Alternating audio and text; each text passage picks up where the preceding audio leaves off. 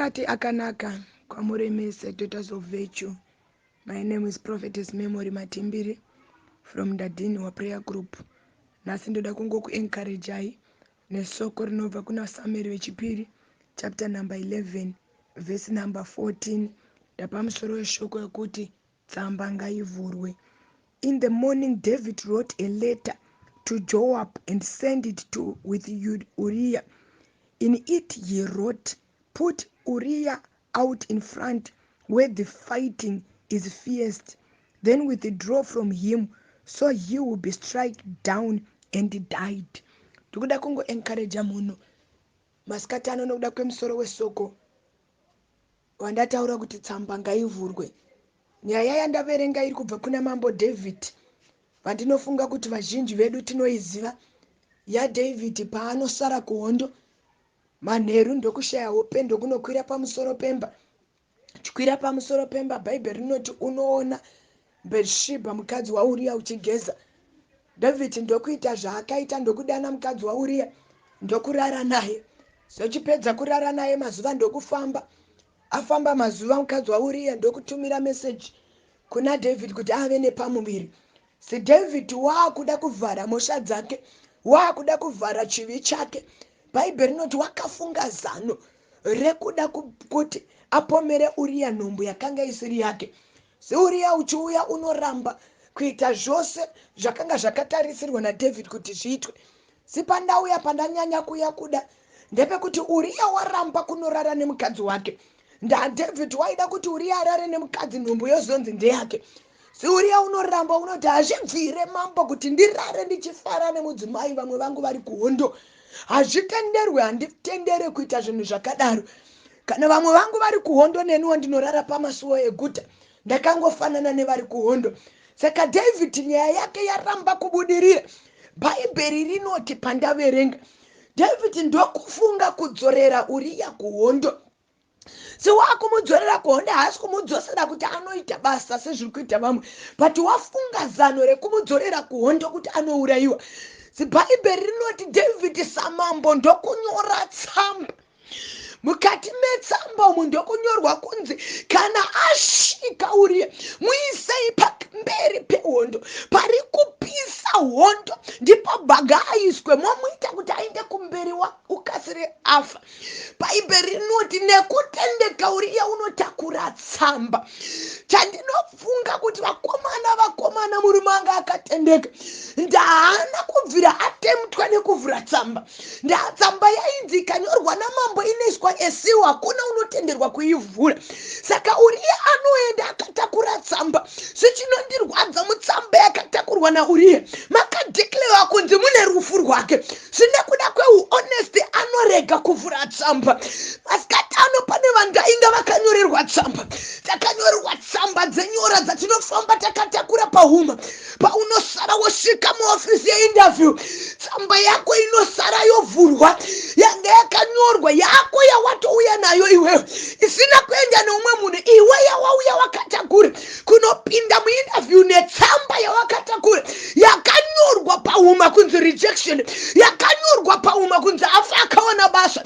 Pane tsamba zvo zvatakadyiswa zvatakabatwa zvakaitwa nemadzibaba vakaromba asi vakuvhara nyaya dzavo. Vakatinyorera tsamba dzatinofamba takatakura.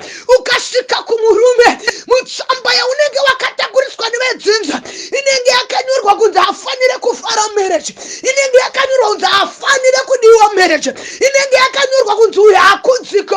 Unopinda mumusha nevanhu netsamba yeungomwa hebo shata mahaya riva shata mahaya, unosara wogara imomo. Si tsamba pavanoiverenga vanoona kuti uyu hakodzeri kuita vana. Tsamba pavanoiverenga hakodzeri kuroorwa. Ndosaka tichigara tibika mapoto. 15 years hausati waroorwa, 20 years hausati waroorwa, 30 years hausati waroorwa.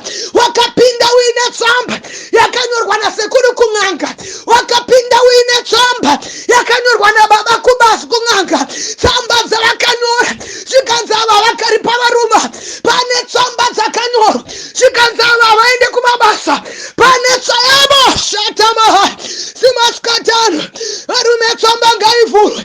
Ndauya kuzodeclare tsamba ngaivhurwe. ngaivhurwe ndauya kuzodeclare patinopinda pamunamacho ndinofendenyura tsamba dzakanyorwa nekuda kweupenyu hwangu, pakanyorwa kunzi aroorwe ndaakupa pfarura, pakanyorwa kunzi ana basa ndaakupa pfarura.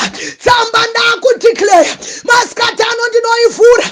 Uriah achifamba haana kuziva kuti akatakura rufu. Uriah achifamba haana kuziva kuti akatakura chakadeclare kuti achisvika kuhondo ari kuenda kunofa. Dai akavhura tsamba kuhondo aisa nokusvika. Dai akavhura tsamba airamba kuenda pamberi, but haana kuziva kuti ndakatakuriswa tsamba yakadeclare upenyu pangu, rufu paupenyu hwangu. Simasikati ano nezita raJesu tsamba yese yakanyorwa yandakatakuriswa nekuda kwenyora. Tsamba yese yakanyorwa yandakatakuriswa nekuda kwezvandakadyiswa. Tsamba yese yakanyorwa eroboshata mauta erobosvika mauta tererebosha. Tsamba yese yakanyorwa masikati ano ndaramba kufamba ndakatakuriswa. Zvinotaura kurambwa, zvinotaura rufu, zvinotaura rejection. Ndaramba nezita raJesu, ndaramba nezita raJesu. Ndareboshata maha. Tsamba ngaivhurwe, tsamba ngaivhurwe. Uriah vhura tsamba, Uriah vhura tsamba, Uriah vhura tsamba. Riboshata maha ereboshika mauta ibababashata maha eboshata mauta. Pane mhiko dzemunyama tinofamba dziri pauma yako, unofamba wakadzitakura. Pane huma dzakatakura marejection dzawakaiswa uri mwana mucheche.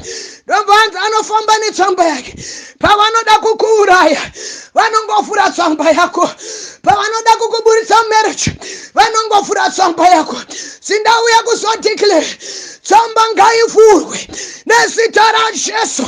Patinosangana kuprayer madzimai tsamba ngaivhurwe.